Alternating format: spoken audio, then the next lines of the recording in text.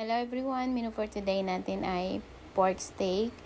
Ayan guys, yung ating pork chop, minarinate ko lang siya sa toyo, kalamansi, bawang, sibuyas, paminta.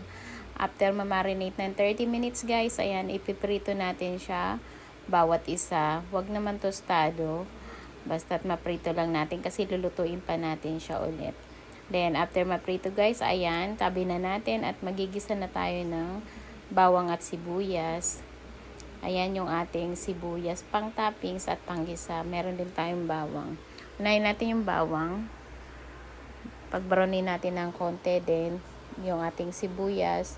After nyan guys, add na natin yung mixture ng toyo at kalamansi. Then, next na natin, ibalik natin yung ating napritong pork. Then, mag-add tayo ng oyster sauce.